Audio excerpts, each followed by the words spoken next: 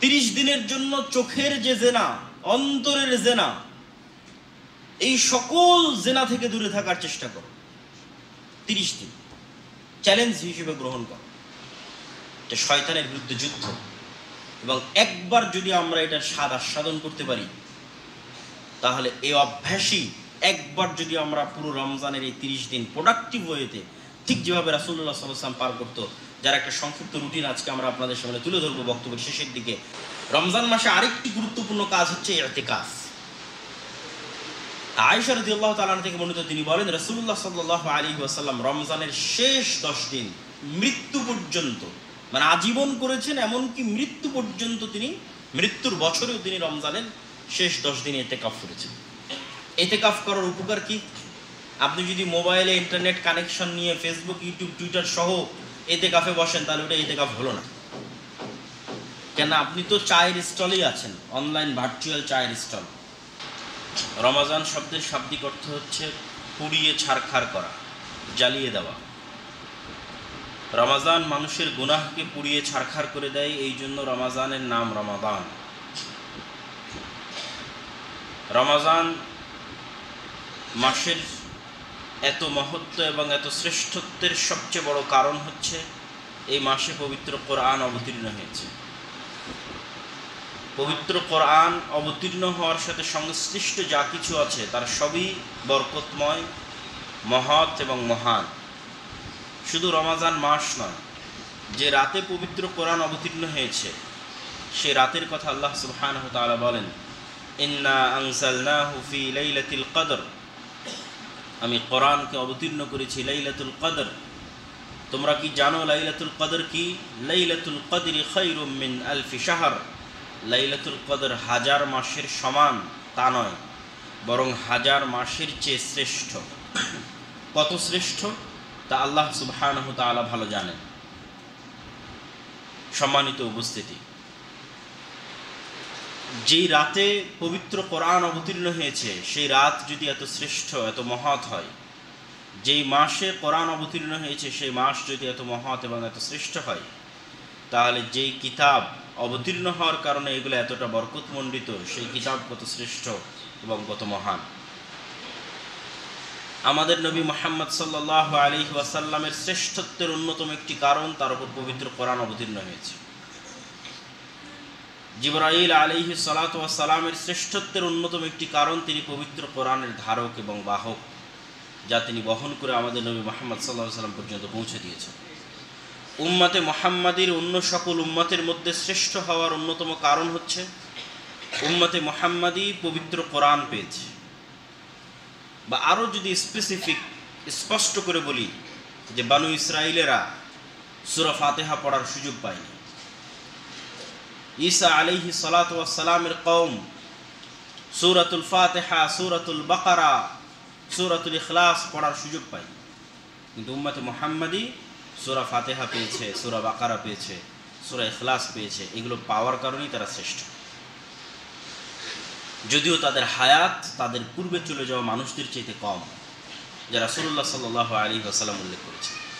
অথচ পূর্বে যারা চলে গেছে তাদের হায়াত অনেক বেশি, সুতরাং তাদের আমলও অনেক বেশি হওয়ার কথা, তারপরও তাদের চাইতে উম্মতে মুহাম্মাদি শ্রেষ্ঠ। কেন? উম্মতে মুহাম্মাদির আমলের সব দিকেই তো পবিত্র কোরআন সম্পৃক্ত। সালাত আদায় করবেন, কোরআন তেলাওয়াত ছাড়া সালাত আদায় বাতিল। তো কোরআন তেলাওয়াতের বড় অংশ হচ্ছে সূরা ফাতিহা। যে সালাতে কোরআন নাই ওই সালাতই বাতিল। মূলত মাসলা হচ্ছে সালাতে কোরআন পড়তেই হবে। তো কোরআন পড়তে গিয়ে 1 নম্বর সূরা ফাতিহা। সূরা ফাতিহা পড়ার পর আর কিছু, যে সালাতে কোরআন নাই ওই সালাতই বাতিল। তাহলে তো আপনার ইবাদতই শুরু হচ্ছে কোরআন দিয়ে। সম্মানিত উপস্থিতি, ঠিক এই রমজান মাসের শ্রেষ্ঠত্ব এবং মহত্ব হচ্ছে রমজানে পবিত্র কোরআন অবতীর্ণ হয়েছে।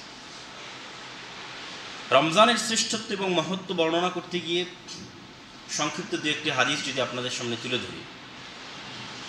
রাসূলুল্লাহ সাল্লাল্লাহু আলাইহি ওয়াসাল্লাম বলেন, ইযা দাখালা রমাদান ফুতিহাত আবওয়াবুস সামা, যখন রমজান মাস প্রবেশ করে তখন আসমানের দরজাগুলো খুলে দেওয়া হয়। তো আসমানের দরজা খুলে দেওয়া এই বিষয়টা আপনার কাছে হয়তো ধর্তব্য নয়, কিন্তু আপনি যদি একটু চিন্তা করেন, একটু কল্পনা করেন যে আসমানের দরজা খুলে দেওয়া বিষয়টা কত বড়, তাহলে আপনি বুঝতে পারবেন। বর্তমান পৃথিবীতেও মানুষকে প্রতীকী সম্মান জানানো হয়। হ্যাঁ, প্রতীকী সম্মানের কিছু শিরক, কিছু বেদাত, কিন্তু তারপরও প্রতীকী হিসেবে সম্মান জানানোর ধরন আছে। কোথাও পুষ্পস্তবক ফুল অর্পণের মাধ্যমে সম্মান জানাচ্ছে, কোথাও লাল গালিচা দিয়ে সংবর্ধনা দিচ্ছে, কোথাও গার্ড অফ অনার দিয়ে সংবর্ধনা দিচ্ছে, কোথাও তোপ বিস্ফোরণের মাধ্যমে 21 তোপের সালামি, 7 তোপের সালামি দিয়ে সম্মান দিচ্ছে। তাহলে পৃথিবীতে প্রতীকী সম্মান জানানোর বহু ধরন প্রচলিত আছে। তো আল্লাহ সুবহানাহু ওয়া তাআলা রমজানের আগমনে রমজানের প্রতীকী সম্মান আসমানের দরজা খুলে দেওয়ার মাধ্যমে রমজান মাসের প্রতীকী সম্মান জানানো হচ্ছে। তো আসমান আল্লাহ সুবহানাহু ওয়া তাআলার বিশাল সৃষ্টি, আল্লাহ কি দিয়ে রমজানকে সম্মান জানাবে? আসমান আল্লাহর বিশাল সৃষ্টি, ছোটখাটো কোনো সৃষ্টি না। আমরা যে পৃথিবীতে বসবাস করি, এই পৃথিবীর যে আসমান, আসসামা দুনিয়া, নিচের আসমান, এখন পর্যন্ত বিজ্ঞানীরা মহাশূন্যের উপর গবেষণা করে এই আসমানের সীমা নির্ধারণ করতে পারেনি। সীমা নির্ধারণ বহু দূরের কথা, তারা কতটুকু আবিষ্কার করেছে এটাও তারা জানে না। তাহলে নিচের আসমানের এই মহাশূন্য যদি এত বিশাল হয়, তাহলে আসমান কত বিশাল, অন্য আসমানগুলো কত বিশাল। তাহলে প্রথমত আপনি অনুভব করেন আসমানের বিশালতা, যে আসমান কত বিশাল। দ্বিতীয়ত আপনি অনুভব করেন অবশ্যই আল্লাহ সুবহানাহু ওয়া তাআলার প্রত্যেকটা কাজের ম্যানেজমেন্ট সিস্টেম অতি সূক্ষ্ম। তার একটা ছোট্ট উদাহরণ হচ্ছে,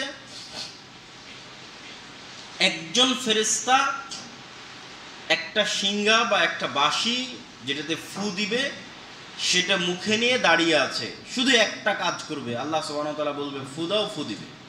ওই একটা কাজের জন্য কত লক্ষ কত কোটি বছর থেকে দাঁড়িয়ে আছে, আর কত লক্ষ কত কোটি বছর দাঁড়িয়ে থাকে।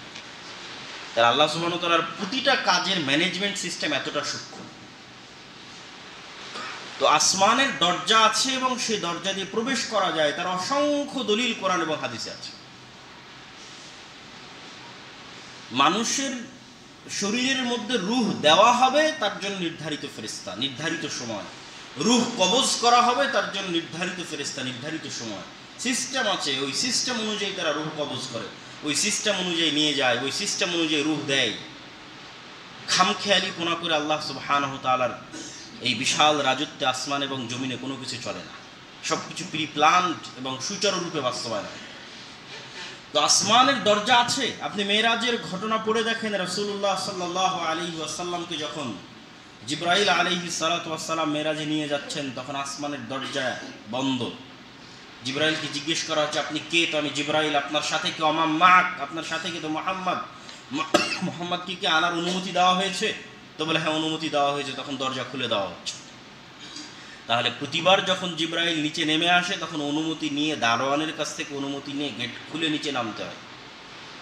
আবার যখন উপরে উঠে, তখন দারোয়ানের থেকে অনুমতি নিয়ে গেট খুলে উপরে উঠতে হয়। তাহলে আল্লাহ সুবহানাহু ওয়া তাআলার পরিচালনার সিস্টেম অতি সূক্ষ্ম। অতএব আসমানের দরজা থাকবে, এটা স্বাভাবিক, এবং আসমানের দরজা ব্যবহার হয়, এটাও স্বাভাবিক। তো আল্লাহ সুবহানাহু ওয়া তাআলা এই বিশাল সৃষ্টি, এই বিশাল দরজা পুরো 30 দিনের জন্য উন্মুক্ত রাখবেন রমজান মাসের সম্মানে। বলেন আল্লাহ, যাতে পুরো প্রকৃতি বুঝে যে হ্যাঁ, একটা বরকতময় মাস প্রবেশ করতেছে। ওয়া ফুতিহাত আবওয়াবুল জান্নাহ, জান্নাত সৃষ্টি অবস্থায় আছে, জাহান্নাম সৃষ্টি অবস্থায় আছে। মুহাম্মদ সাল্লাল্লাহু আলাইহি ওয়াসাল্লাম মেরাজের রাতে নিজে জান্নাত এবং জাহান্নাম দেখেছেন, এবং জান্নাতের দরজা আছে, কোন দরজা দিয়ে কে প্রবেশ করবে তার সিস্টেম আছে। জান্নাতের স্তরভেদ আছে, সুযোগ সুবিধা এবং ফ্যাসিলিটির পার্থক্য আছে। এগুলো প্রত্যেকটা আল্লাহ সুবহানাহু ওয়া তাআলার সুচারু ম্যানেজমেন্ট সিস্টেম। যেমন আপনাদের বেতনের গ্রেড আছে, ঠিক তেমন জান্নাতেরও গ্রেড আছে, এবং জান্নাতের ওই গ্রেড এবং ওই স্তরগুলো দরজার ভিত্তিতে নির্ধারিত হয়।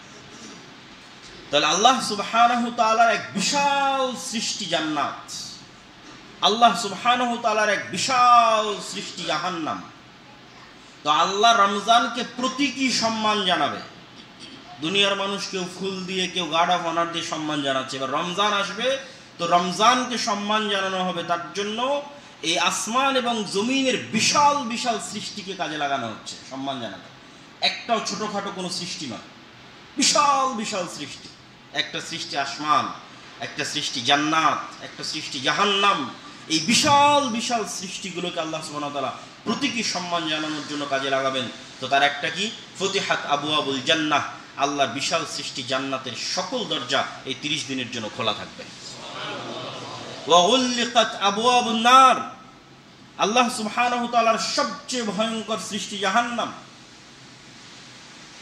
এই ভয়ঙ্কর সৃষ্টি জাহান্নামের দরজা রমজানের সম্মানে প্রতীকীভাবে 30 দিন বন্ধ রাখা হবে। ওয়া সুলসিলাতিশ শায়াতিন, শয়তানকে শৃঙ্খলাবদ্ধ করা হবে। সম্মানিত উপস্থিতি, আল্লাহ সুবহানাহু ওয়া তাআলা রমজানকে সম্মান জানাতে কোনো কমতি রাখেননি। তার সৃষ্টি জগতের বিশাল বিশাল সৃষ্টির মাধ্যমে তিনি রমজানের সম্মান দেওয়ার চেষ্টা করেছেন, যাতে পুরো প্রকৃতি, পুরো পৃথিবীর মানুষ এই রমজানকে মূল্যায়ন করার জন্য উদ্বুদ্ধ হয়, আগ্রহী হয়। রমজানের সবচেয়ে বড় ফজিলত হচ্ছে রমজানে তিনটে এমন কাজ আছে যে কাজ মানুষের অতীতের সকল গুনাহকে ক্ষমা করে দিতে পারে। আবু হুরায়রা রাদিয়াল্লাহু তাআলা আনহু থেকে বর্ণিত, তিনি বলেন, মান সামা রমাদানা ঈমানান ওয়া ইহতিসাবান, যে ব্যক্তি রমজান মাসে ঈমানের সাথে নেকির আশায় সিয়াম পালন করলো, তার পূর্বের সকল গুনাহ ক্ষমা হয়ে গেল। মান কামা রমাদানা ঈমানান ওয়া ইহতিসাবান, যে ব্যক্তি রমজান মাসে ঈমানের সাথে নেকির আশায় তারাবির সালাত আদায় করলো, তার পূর্বের সকল গুনাহ ক্ষমা হয়ে গেল। মান কামা লাইলাতুল কদরি ঈমানান ওয়া ইহতিসাবান, যে ব্যক্তি রমজান মাসে লাইলাতুল কদর পেল এবং লাইলাতুল কদর জাগ্রত করার চেষ্টা করলো, তার পূর্বের সকল গুনাহ ক্ষমা হয়ে গেল। তাহলে একই রমজানে আমরা তিনটে এমন ইবাদতের সুযোগ পাচ্ছি যার প্রত্যেকটার বিনিময় পূর্বের সকল গুনাহ ক্ষমা হয়ে যাওয়া। 1 রমজানে সিয়াম পালন করা, 2 রমজানে তারাবির সালাত আদায় করা, 3 রমজানে লাইলাতুল কদরকে অনুসন্ধান করা, লাইলাতুল কদর ইবাদত করা। 30 দিনে এমন 3টা আমল আমাদের সামনে আছে যা অতীতের সকল গুনাহকে ক্ষমা করে দিতে পারে। তবে হ্যাঁ, প্রত্যেকটার সাথে 2টা শর্ত যুক্ত করা আছে। নেকির আশা ঈমানের সাথে। নেকির আশা কি? নেকির আশার দ্বারা নিয়তের বিশুদ্ধতা উদ্দেশ্য। আপনারা সকলেই অবগত আছেন যে ইন্নামাল আ'মালু বিন্নিয়াত, ইসলামে আমলের কবুলিয়ত নির্ভরই করে আমি কি উদ্দেশ্যে আমলটা করছি। শুধু তাই নয়, নিয়তের ত্রুটির কারণে সৎ আমল দিয়ে মানুষ জাহান্নামে যাবে, সৎ আমলের কারণে জাহান্নামে যাবে।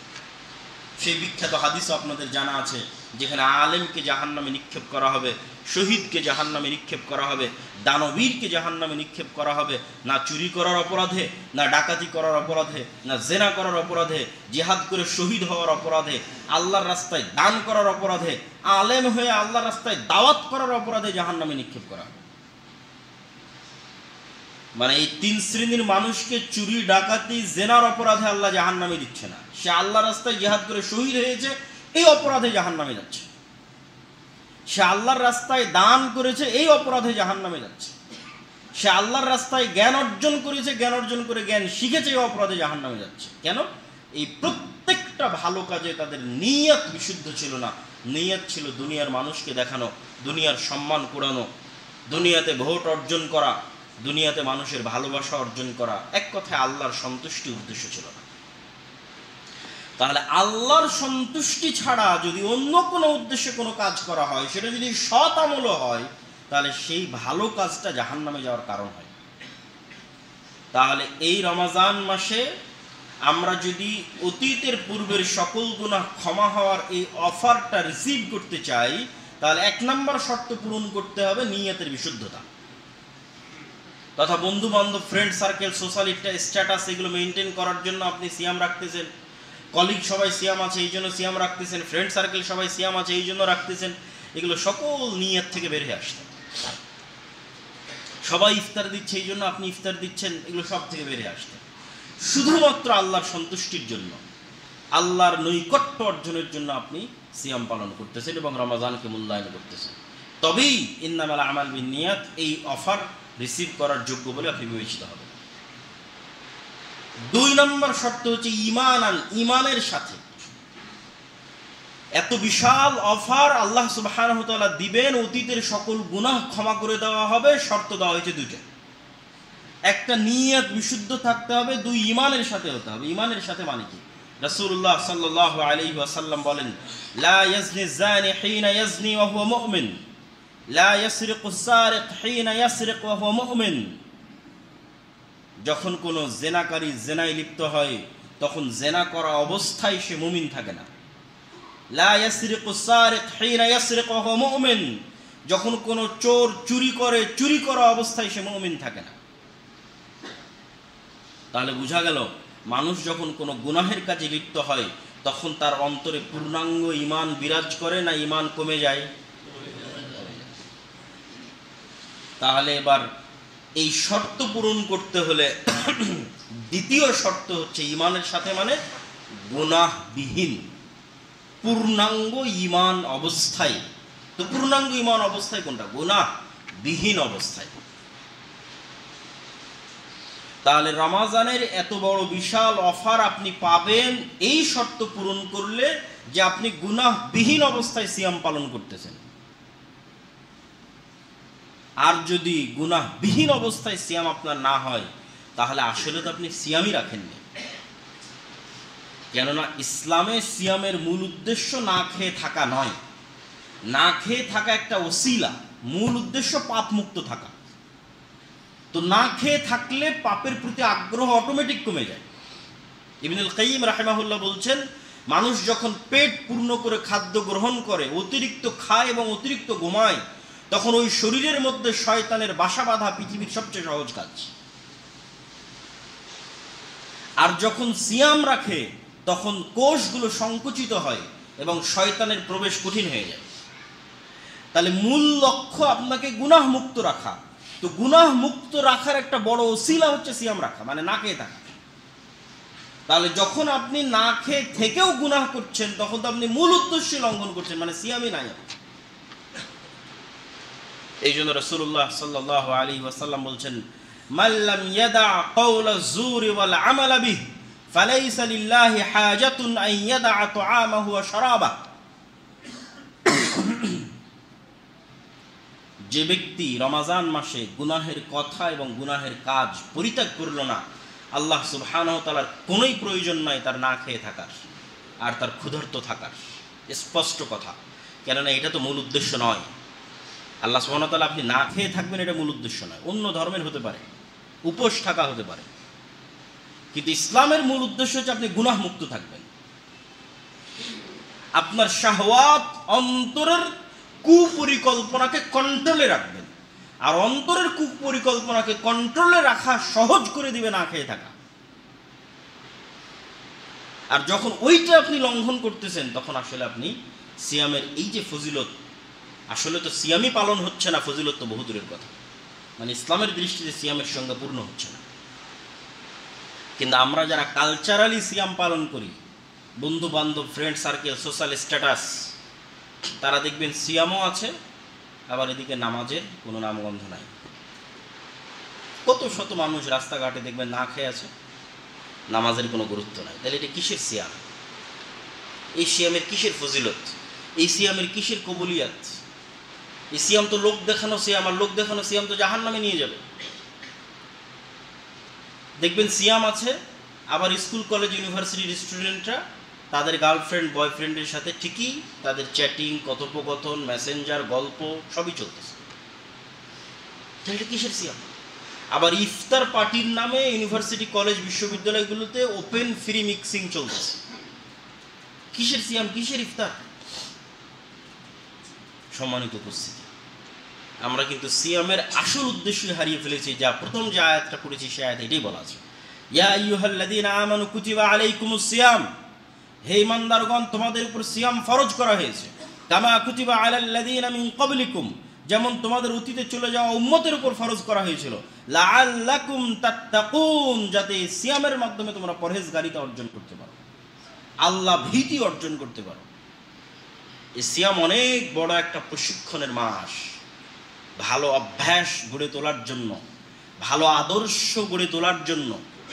এটা একটা চ্যালেঞ্জ, একটা ট্রেনিং কোর্স। আপনি যদি 40 দিনের আর্মির সেনাবাহিনীর কোনো কোর্সে যান, তো তাদের নিজস্ব সিস্টেম আপনাকে ফলো করতে হবে, যাতে ওইটাতে আপনি অভ্যস্ত হতে পারেন। মানুষ একদিনে কোনো অভ্যাস তৈরি করতে পারে না। আর একবার যখন বারবার করার মাধ্যমে একবার যখন অভ্যাস হয়ে যায়, তখন সাবকনসিয়াস মাইন্ডে ওটা সেভ হয়ে যায়। তখন ওই কাজ করা মানুষের জন্য অনেক সহজ হয়। যে বারবার ড্রাইভিং করেছে, 500, 15, 20, 30 বছর থেকে ড্রাইভিং করে আসতেছে, সে অটোমেটিক তার হাত, তার পা, তার চোখ কখন ব্রেকে যেতে হবে, কখন বাঁশি দিতে হবে অটোমেটিক হবে। কেন? তার সাবকনসিয়াস মাইন্ড ওটা সেভ করে রেখেছে, যেহেতু দীর্ঘদিন থেকে করছে। যে ব্যক্তি টানা বহুদিন থেকে সালাত আদায় করতেছে, আপনি নিজেও পরীক্ষা করে দেখতে পারেন, এই রমাজানকে যদি একটা চ্যালেঞ্জ হিসেবে নেন, রমাজানকে প্রোডাক্টিভ করার সবচেয়ে বড় উপায় হচ্ছে রমাজানকে চ্যালেঞ্জ হিসেবে নেওয়া। আর এই চ্যালেঞ্জটা মানুষের সাইকোলজির সাথে যায়। মানে একটা মানুষকে যদি আপনি বলেন যে তোমাকে আজীবনের জন্য বিড়ি সিগারেট খাওয়া বন্ধ করে দিতে হবে, এই ডিসিশন নেওয়া কঠিন হতে পারে মানুষটার জন্য। বাট তাকে যদি বলেন 30 দিনের জন্য তোমাকে বিড়ি সিগারেট বন্ধ করতে হবে, ডিসিশন নেওয়া সহজ। আজীবনের জন্য তোমাকে 5 ওয়াক্ত সালাত আজকে থেকে ধরতে হবে, এইটা সিদ্ধান্ত নিয়ে কাজ করা অনেকের জন্য কঠিন হতে পারে। কিন্তু বলেন অন্তত এই 30 দিন তুমি 1 ওয়াক্ত সালাত জামাতে মিস দিবা না, এটা সহজ। নিজের ব্রেনকে বোঝানো সহজ, কাজ করাও সহজ। তো যখনই আপনি একটা কাজ কন্টিনিউয়াসলি করবেন, তখন আপনার সাবকনসিয়াস মাইন্ডে ওটা সেভ হবে। আপনি দেখবেন যে 30 দিন যদি আপনি 5 ওয়াক্ত সালাত জামাতে আদায় করেন, দেখবেন প্রতিদিন যে সময় ঘুম থেকে উঠতেন সাহারিতে, পরের দিন অটোমেটিক ওই সময় ঘুম থেকে উঠে গেছে। কেন? আপনার সাবকনসিয়াস মাইন্ড আপনাকে জাগিয়ে দিয়েছে। কেন? সেভ করে ফেলেছে যে আপনি প্রতিদিন এই সময় উঠেন। তখন প্রত্যেক সালাতের সময় অটোমেটিক আপনার ব্রেন আপনাকে স্মরণ করিয়ে দিবে যে এখন সালাতের সময়।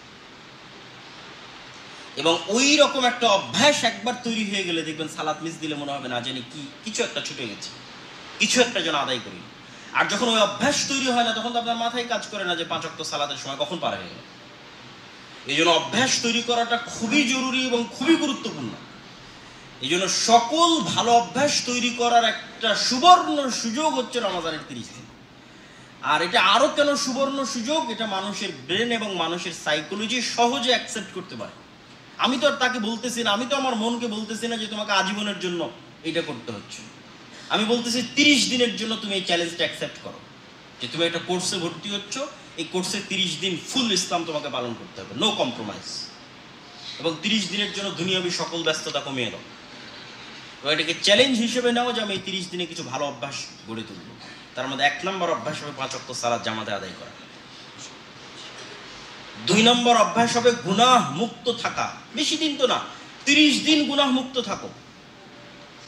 30 দিনের জন্য চোখের যে জেনা, অন্তরের জেনা, এই সকল জেনা থেকে দূরে থাকার চেষ্টা করো। 30 দিন চ্যালেঞ্জ হিসেবে গ্রহণ করো। এটা শয়তানের বিরুদ্ধে যুদ্ধ। এবং একবার যদি আমরা এটার স্বাদ আস্বাদন করতে পারি, তাহলে এই অভ্যাসই একবার যদি আমরা পুরো রমজানের এই 30 দিন প্রোডাক্টিভ ওয়েতে, ঠিক যেভাবে রাসূলুল্লাহ সাল্লাল্লাহু আলাইহি ওয়াসাল্লাম পার করতো, যার একটা সংক্ষিপ্ত রুটিন আজকে আমরা আপনাদের সামনে তুলে ধরবো বক্তব্যের শেষের দিকে, ওইভাবে যদি আমরা একটা রমাজান পার করতে পারি, তাহলে এই একটা রমাজান আমাদের জন্য ওই আয়াতের শেষ বাক্যটা পূরণ করে দিবে, লাআল্লাকুম তাত্তাকুন, যে রমাজান তোমাদের উপর ফরজ করে যেন তোমরা পরহেজগারিতা অর্জন করতে পারো। এবং আমরা অর্জন করতে পারবো। কিন্তু আমরা যেইভাবে কালচারালি, সোশ্যালি, সামাজিক স্ট্যাটাস রক্ষার জন্য যেভাবে আমরা রমাজানটা পার করি, এটা আসলে কোনো রমাজান নয়, এটা কোনো সিয়াম নয়। আর ওই যে অফার আল্লাহ সুবহানাহু ওয়া তাআলা দিয়েছে, সেটা অ্যাকসেপ্ট করার কোনো যোগ্যতাই তখন আমাদের মধ্যে থাকবে না। কেন? আমি তো গুনাহ মুক্ত রমাজান পার করছি না। সালাত আদায় করছি না মানে গুনাহ মুক্ত পার করছি না। দাড়ি কাটতেছি মানে গুনাহ মুক্ত রমাজান পার করতেছি না। বিড়ি সিগারেট খাচ্ছি সন্ধ্যার পরে মানে গুনাহ মুক্ত রমাজান পার করতেছি না। শুধু নাম কাস্তে না খেয়ে থাকাই হচ্ছে। অবৈধ সম্পর্ক রক্ষা করতেছি, মোবাইলে অশ্লীল দৃশ্য দেখতেছি মানে গুনাহ মুক্ত রমাজান পার করতেছি না। সুতরাং আমি তো আসলে সিয়াম রাখছি না। অফার তো বহু দূরের কথা, পূর্বের সকল গুনাহ ক্ষমা হওয়ার অফার তো বহু দূরের কথা। সম্মানিত উপস্থিতি, তাহলে রমাজানকে আমাদের একটা ট্রেনিং কোর্স হিসেবে নিয়ে আমাদের সাইকোলজিকে বুঝাতে হবে এটা আমাদের একটা যুদ্ধ, এবং শয়তানের বিরুদ্ধে এই যুদ্ধে আমরা পুরো রমজানের 30 দিন কিছু ভালো অভ্যাস গঠন করার চ্যালেঞ্জ দিব এবং পুরো রমজানকে রাসূলুল্লাহ সাল্লাল্লাহু আলাইহি ওয়াসাল্লামের দেখানো পথ পদ্ধতি অনুযায়ী চলার চেষ্টা করব, বলেন ইনশাআল্লাহ। রমজান মাসের আরো কিছু গুরুত্বপূর্ণ ফজিলত হয়তো বলতে ছুটে গেছে, দুই একটা আমি আরো উল্লেখ করি। যেমন রাসূলুল্লাহ সাল্লাল্লাহু আলাইহি ওয়াসাল্লাম বলেন, as-salatul khams wal jum'a ila al-jum'a wa ramadan ila ramadan mukaffiratun lima bainahunna idha ijtanaba al-kaba'ir। এক রমজান থেকে আরেক রমজান কেউ যদি এক রমজান ভালোভাবে পালন করে এবং দ্বিতীয় রমজানও ভালোভাবে পালন করে, তাহলে দুই রমজানের মধ্যে পুরো বছরের সকল গুনাহ আল্লাহ সুবহানাহু ওয়া তাআলা ক্ষমা করে দেন, যদি কবিরা বড় কোনো গুনাহ না করে থাকে। কবিরা গুনাহের জন্য তওবা জরুরি। আব্দুল্লাহ বিন আব্বাস রাদিয়াল্লাহু তাআলা আনহু বলেন, উমরাতুন ফি রমাদান তা'দিলু হাজ্জাতান। রমজান মাসে উমরা একটা কবুল হজের সমান নেকি। আল্লাহু আকবার। তথা রমজান মাসের সকল আমলের নেকি বাড়িয়ে দেওয়া হয়, এগুলো সব রমজানের সম্মান।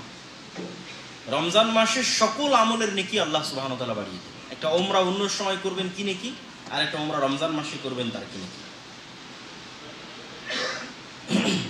সম্মানিত উপস্থিতি, রমজান মাসে আরেকটি গুরুত্বপূর্ণ কাজ হচ্ছে ইতিকাফ। আয়েশা রাদিয়াল্লাহু তাআলা থেকে বর্ণিত, তিনি বলেন, রাসূলুল্লাহ সাল্লাল্লাহু আলাইহি ওয়াসাল্লাম রমজানের শেষ 10 দিন মৃত্যু পর্যন্ত, মানে আজীবন করেছেন, এমনকি মৃত্যু পর্যন্ত, তিনি মৃত্যুর বছরেও তিনি রমজানের শেষ 10 দিন ইতিকাফ করেছেন। ইতিকাফ করার উপকার কি? আপনি যদি মোবাইলে ইন্টারনেট কানেকশন নিয়ে ফেসবুক, ইউটিউব, টুইটার সহ ইতিকাফে বসেন, তাহলে ওটা ইতিকাফ হলো না। কেন? আপনি তো চায়ের স্টলেই আছেন, অনলাইন ভার্চুয়াল চায়ের স্টল।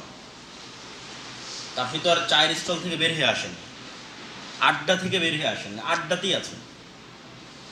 তাহলে আজকের যুগে প্রকৃত ইতিকাফ মানে ভার্চুয়ালি ডিসকানেক্টেড অবস্থায় ইতিকাফ, তাহলে প্রকৃত ইতিকাফ।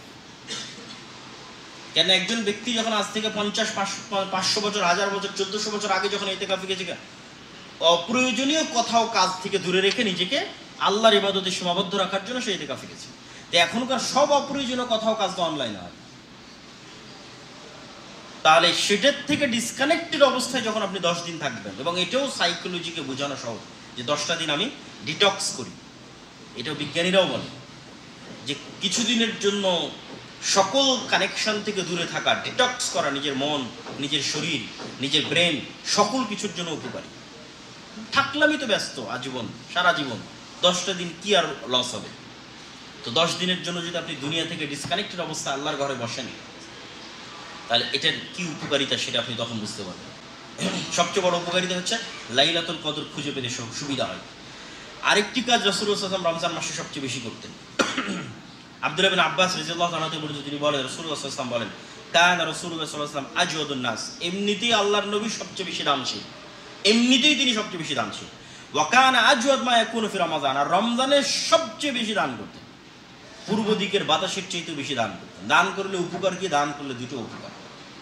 দান করলে 1 নম্বর উপকার হচ্ছে তাজকিয়াতুন নাফস হয়, মানুষের অন্তর বিশুদ্ধ হয়। কিভাবে বিশুদ্ধ হয়?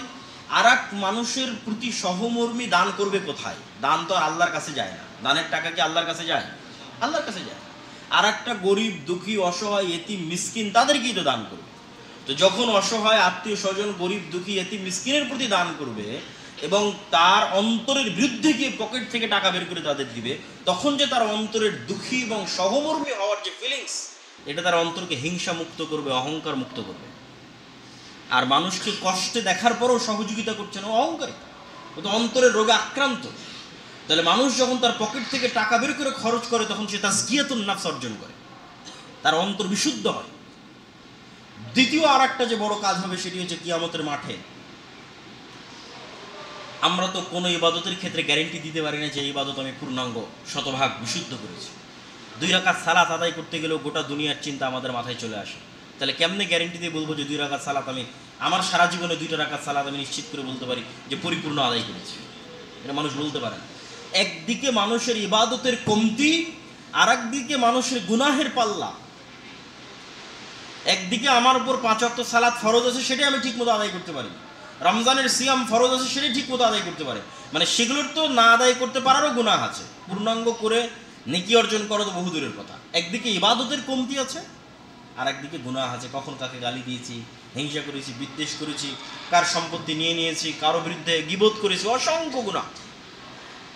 এই সব পাওনাদারেরা যখন কিয়ামতের মাঠে উপস্থিত হবে, তখন আপনার এই দানগুলো কিয়ামতের মাঠে কাজে দেবে। সবচেয়ে শক্তিশালী ইবাদত হিসেবে কিয়ামতের মাঠে আপনার পাশে দাঁড়াবে আপনার দান। এই দান যেমন আপনার ইবাদতের কমতিকে পূর্ণ করবে, আপনার গুনাহকেও মিটিয়ে দিবে, তথা যত রকমের ল্যাকিংস মানুষ তার জীবনে সংঘটিত করেছে প্রত্যেকটা ল্যাকিংসকে দূর করে দিবে তার অর্থনৈতিক ইবাদত। বলেন আল্লাহু আকবার। এই জন্য রমজান মাসে রাসূলুল্লাহ সাল্লাল্লাহু আলাইহি ওয়াসাল্লাম বেশি দান করতেন, এবং আমাদেরকেও এটিকে ছোটোখাটো এবং হালকা হিসেবে নেওয়ার সুযোগ নাই। কেননা আল্লাহ এত দানের কথা বলে আল্লাহর কোনো উপকার আছে নাকি? আল্লাহর নবীর কোনো উপকার আছে নাকি? এত দানের কথা বলে টাকাগুলোকে আল্লাহর নবীর কাছে যায় না। সমাজের মানুষের উপকার, অসহায় গরিব মিসকিনের উপকার। সম্মানিত উপস্থিতি, রমজান মাসে একটা সুন্দর রুটিন যদি আমরা তৈরি করতে চাই যে আমরা রমজান মাসে কিভাবে আমাদের আসলে কাটানো উচিত, তাহলে একটা সুন্দর রুটিন আমি আজকে আপনাদের সামনে তুলে ধরি। এক নাম্বার হচ্ছে সাহারি। রাসূলুল্লাহ সাল্লাল্লাহু আলাইহি ওয়াসাল্লামের সুন্নাত, তার আদেশ, তাসাহারু ফাইন্না ফিস সুহুরি বারাকা। সাহারি করো, সাহারিতে বরকত আছে। আর সাহারি করলেই আপনার জন্য ফজরের সালাতে জামাতে যাওয়া সহজ হবে। আর আপনি সাহারিতে ঘুম থেকে উঠবেন না, বিনা সাহারি করে একটু পানি মুখে দিয়ে ঘুমিয়ে থেকে গেলেন, তাহলে আপনি একদিকে বরকত বঞ্চিত হচ্ছেন, আর একদিকে আপনার জন্য সালাত আদায় করা কঠিন হয়ে যাবে। অতএব সাহারিতে উঠা রাসূলুল্লাহ সাল্লাল্লাহু আলাইহি ওয়াসাল্লামের আদেশ আমাদের বাস্তবায়ন করতে হবে। সাহারিতে উঠাকে কালচার বানিয়ে ফেলতে হবে, সংস্কৃতি বানিয়ে ফেলতে হবে। আশেপাশের প্রতিবেশীকে উঠাতে হবে, নিজে উঠাবেন, আত্মীয় স্বজনকে উঠাবেন, সাহারিতে রান্না করবেন আনন্দের সাথে। সাহারি করার পর জামাতে সালাত আদায়ের উদ্দেশ্যে মসজিদে গমন, এবং মসজিদে গমন করার পর ফজরের পরে যে আমাদের ঘুমানোর কালচার আছে, এই কালচার থেকে বেরিয়ে আসতে হবে। যারাই রমজান মাসকে কাজে লাগাতে চাইবে একটা সুন্দর আদর্শ রুটিন দিয়ে, তাদেরকে সবচেয়ে বেশি কাজে লাগাতে হবে ফজরের পরের সময়। রাসূলুল্লাহ সাল্লাল্লাহু আলাইহি ওয়াসাল্লাম যেখানে ফজর সালাত আদায় করতেন, ওখানে বসেই সূর্য ওঠা পর্যন্ত আল্লাহর জিকির, আজকার, তাসবিহ, তাহলিল করতেন। তো এটার অনেক বিশাল ফজিলত আছে। তো ওখানে বসে না পারলেও বাড়িতে এসে হলো, সূর্য ওঠা পর্যন্ত ঘুমানো যাবে না। কেননা এই সময়টাতে বরকত অবতীর্ণ হবে। এই বরকতটা সংগ্রহ করতে হবে, নিতে হবে। এবং এই সময়টাই তো মূল সময়, যেখানে আপনি একটু কোরআন তেলাওয়াত করতে পারবেন, জিকির, আজকার, তাসবিহ, তাহলিল করতে পারবেন। সকাল সন্ধ্যের জিকির তো কোনোদিন করেননি, অন্তত এই 30টা দিন করে দেখেন। জিকিরের পাওয়ার আছে, প্রত্যেকটা শব্দের পাওয়ার আছে। শব্দ যেমন তরঙ্গে আওয়াজ সৃষ্টি করে, ঠিক তেমন প্রভাব সৃষ্টি করে। আমি একটা মানুষকে উৎসাহমূলক কথা বললে যেমন তার অন্তরে প্রভাব হয়, নিরুৎসাহিতমূলক কথা বললেও তার অন্তরে প্রভাব হয়। একদল বিজ্ঞানী তো বলছে যে কাঁচের কোনো গ্লাস বা কাঁচের কোনো পাত্রে পানি রেখে যদি তার গায়ে লেখা হয় হেইট, তাহলে ওই পানি যখন বরফ হয় তখন চীর্ণ বিচীর্ণ, দীর্ণ বিদীর্ণ অবস্থায় বরফ হয়। আর যখন ওই কাঁচের পাত্রে পানি রেখে লেখা হয় লাভ, তখন ওটা সুন্দর ভালোভাবে বরফ হয়। আমি সত্য মিথ্যা জানি না, কিন্তু বিজ্ঞানীরা লিখেছে এক্সপেরিমেন্ট করে যে শব্দের পাওয়ার, শব্দের প্রভাব আছে। তো সকাল সন্ধ্যায় জিকির যখন আপনি করবেন, এর প্রভাব আছে। কেনা যেখানে আল্লাহর নবী বলছেন আল আইনু হাক্কুন, বদনজর সত্য, এবং হিংসা সত্য। হিংসা এবং বদনজরের ফলে ক্ষতি হয়। মানুষের কটু কথা এবং মানুষের বদনজর এবং হিংসায় ক্ষতি হয়, জাদুতে ক্ষতি হয়, জাদু সত্য। তাহলে এই প্রত্যেকটা শয়তানি ষড়যন্ত্র থেকে, মানুষের বদনজর থেকে, জাদু থেকে আপনি নিজেকে পরিত্রাণ করবেন কিভাবে, পরিত্রাণ দিবেন কিভাবে? আপনার চারিপাশে যদি শক্তিশালী বর্ম না থাকে, এই শক্তিশালী বর্মই হচ্ছে সকাল সন্ধ্যার জিকির। এমন কোনো মানুষ যে নিয়মিত সকাল সন্ধ্যার জিকিরে আছে, তাকে না বদনজর ক্ষতি করতে পারবে, তাকে না পৃথিবীর কোনো জাদু ক্ষতি করতে পারবে, না তাকে অন্য আর কোনো অদৃশ্য শক্তি, শয়তানি শক্তি তাকে ক্ষতি করতে পারবে না, অসম্ভব। কিন্তু সেটার অভ্যাস কিন্তু আমাদের নাই। তাহলে ওই অভ্যাসটা যদি আমরা তৈরি করতে চাই, তাহলে ফজরের পর ঘুমালে কেমনে হবে? তখনই তো জিকিরের সময়।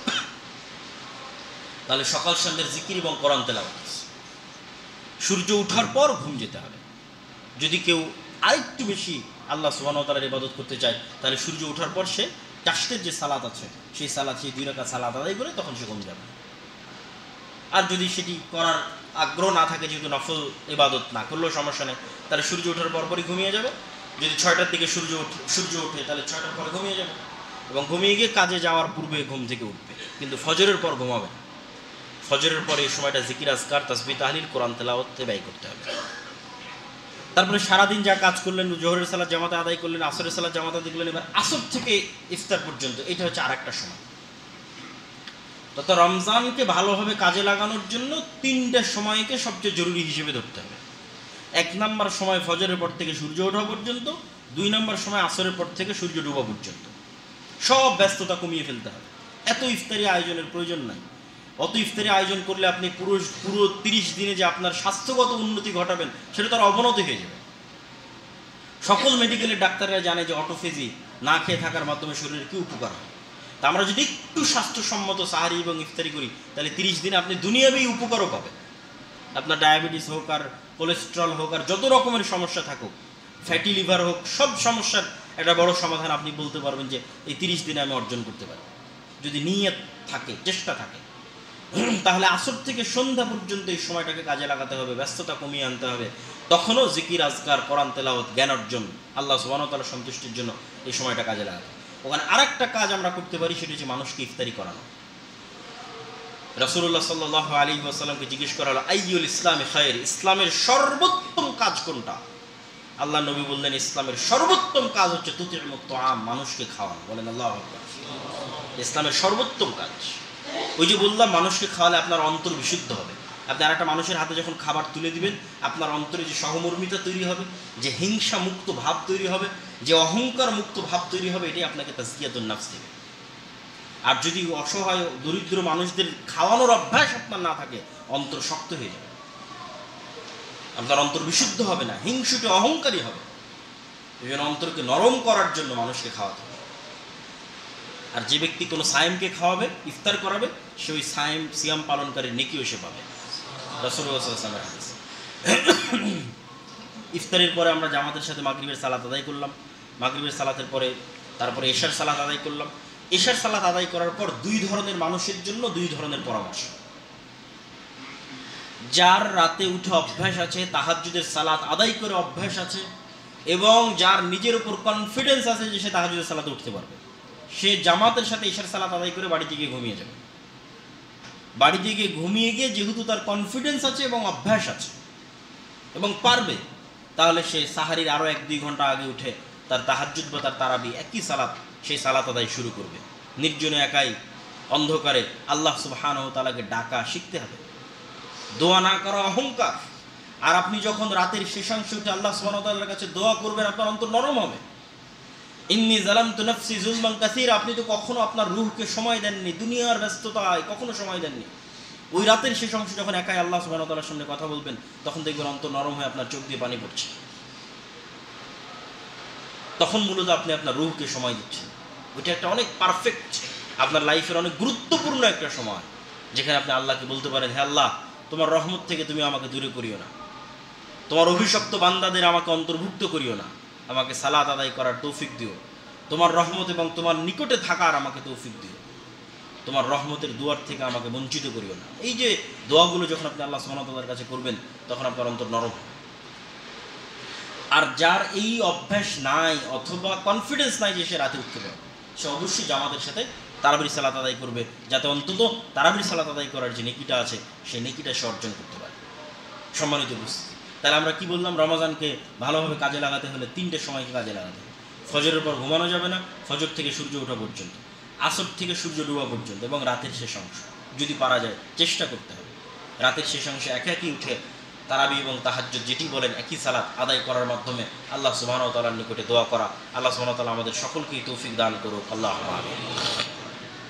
এবার রমজানের সবচেয়ে জরুরি এবং বড় কাজ কোনটা, এটা বলে আমার বক্তব্য শেষ করব। রমজানের সবচেয়ে জরুরি এবং সবচেয়ে বড় কাজ বক্তব্যের শুরুতেই আপনারা বুঝে নিয়েছেন। কি সেটি? শাহরু রমাদান আল্লাযী উনজিলা ফীহিল কুরআন।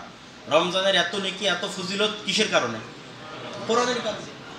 তা আপনার যদি পুরো জীবন পার হয়ে যায় কোরআন না শিখেন, কোরআন না পড়েন, তাহলে আপনি কিসের মুসলমান? SSC, HSC, honours, masters, PhD, ব্যবসা বাণিজ্য, বিয়ে শাদী, ছেলে মেয়ে, সবার পিছনে সময় দেওয়ার আপনার সময় আছে, কিন্তু কোরআন শিখার আপনার কাছে সময় নেই। তাহলে এর চেয়ে হতভাগা মুসলমান আর কে হতে পারে? যে আল্লাহ সুবহানাহু ওয়া তাআলার কালাম হচ্ছে কোরআন, আল্লাহর সৃষ্টি নয়, আল্লাহর সিফাত, আল্লাহর গুণ হচ্ছে কোরআন, আল্লাহর নবীর স্থায়ী মুজিজা, চিরন্তন মুজিজা। মুসা আলাইহিস সালাম চলে গেছেন, তার মুজিজাও চলে গেছে, তার লাঠিও চলে গেছে, তার পাথরও চলে গেছে। আমাদের নবী চলে গেছে 1400 বছর, কিন্তু তার মুজিজা এখনো আছে। এবং এই উম্মতের ভাগ্য কোরআনের সাথে কানেক্টেড। ইয়ারফাউ বিহাযাল কিতাবি আকওয়ামান ওয়া ইয়াদউ বিহি আখারিন। এই উম্মতে মুসলিমান নিকটে তার পরিবারে, সমাজে, রাষ্ট্রে কোরআনের মূল্য যেমন থাকবে, পৃথিবীতে এদের উন্নতি অগ্রগতি তেমন থাকবে। তো আমাদের কাছে কোরআনের মূল্য কেমন? রোহিঙ্গাদের মূল্য মায়ানমারের কাছে যেমন, আর ফিলিস্তিনিদের মূল্য ইসরায়েলের কাছে যেমন, ওইটা আমাদের ভাগ্য, তাকদীর। কেননা আমাদের সমাজে, রাষ্ট্রে কোরআনের মূল্য তেমন। আর আবু বকর, ওমর, ওসমান, আলী, খালিদ, ওয়ালিদ, আমর ইবনে আল-আস, তাদের মূল্য পৃথিবীতে কেমন? যে তাদের নাম শুনলে রোমান এবং পারস্য এম্পায়ার কেঁপে উঠত, ধূলিসাৎ হয়ে গেছে মাটির নিচে। কেন? ওদের বাড়িতে, ওদের পরিবারে, ওদের সমাজে, ওদের অন্তরে কোরআনের ওই রকম মূল্য ছিল। এটা আল্লাহ নবীর হাদিসের আমি অনুবাদ করছি। তাহলে আমাদের জাতিগত ভাগ্য নির্ভর করছে কোরআনের সাথে। আর এই রমজান মাসে কোরআন অবতীর্ণ হয়েছে। রমজানের এত ফজিলত, এত বরকত, লাইলাতুল কদরের এত ফজিলত, এত বরকত, সব কোরআনের কারণে। অতএব রমজানের সবচেয়ে জরুরি যে কাজটা আমাদের করতেই হবে, সেটা যে কোরআন জানে না তাকে কোরআন শিখতে হবে, আর যে কোরআন জানে তাকে কোরআন পড়তে হবে, আর যে কোরআন জানে এবং পড়তে পারে তাকে কোরআন বুঝতে হবে, তথা নিজেকে এক ধাপ এগিয়ে নিয়ে যেতে হবে। আমি জানি না, আমি শিখবো। আমি জানি, তাহলে বুঝার চেষ্টা করব। কোরআন এমনি পড়তে পারি কিন্তু বুঝি না, এই রমজানে বুঝার চেষ্টা করতে হবে। সম্মানিত উপস্থিতি, আলহামদুলিল্লাহ, আজকে আমরা আপনাদের কাছে এতটুকু ঘোষণা দিতে চাই যে আমাদের এই দাওয়া সেন্টার থেকে আমরা রমজান মাসব্যাপী কয়েকটি কোর্স আমরা চালু করতেছি, এবং আজকে থেকে আপনারা ভর্তি হতে পারবেন আমাদের রিসেপশনে খোঁজ নেওয়ার মাধ্যমে। একটা হচ্ছে কোরআন শিক্ষা কোর্স, আর আরেকটা হচ্ছে আরবি শিক্ষা কোর্স, এবং ছেলে মেয়ে উভয়ের জন্য, এবং মেয়েদের জন্য সম্পূর্ণ ভিন্ন মহিলা শিক্ষিকা, পুরুষ শিক্ষক নয়, বরং মহিলা শিক্ষিকার মাধ্যমেই কোরআন শিক্ষার ব্যবস্থা আমরা করেছি, এবং পুরুষদের জন্য পুরুষ শিক্ষকের মাধ্যমে কোরআন শিক্ষার ব্যবস্থা আমরা করেছি পুরো রমজান মাসে। এখানে আয়োজন হবে, সময়সহ বিস্তারিত তথ্য আপনারা রিসেপশনে জেনে নেবেন। আর হয়তো ন্যূনতম একটা ভর্তির সিস্টেম করা আছে, সেটিও আপনারা অবগত হবেন। পাশাপাশি আমরা পুরো রমজান মাসে এখানে ইফতারির আয়োজন করতে চাই, এবং সালাতুত তারাবিহ, রাতের সালাত বিশুদ্ধ কোরআন তেলাওয়াতের মাধ্যমে সুন্নাত পদ্ধতিতে আদায়ের ব্যবস্থা করতে চাই।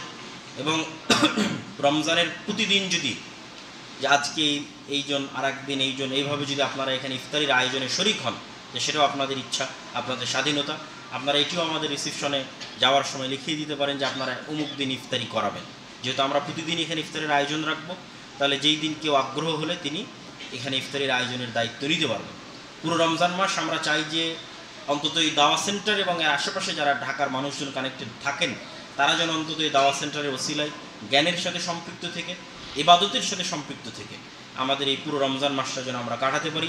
আল্লাহ সুবহানাহু ওয়া তাআলা আমাদের সেই তৌফিক দান করুক। আল্লাহুম্মা আমিন।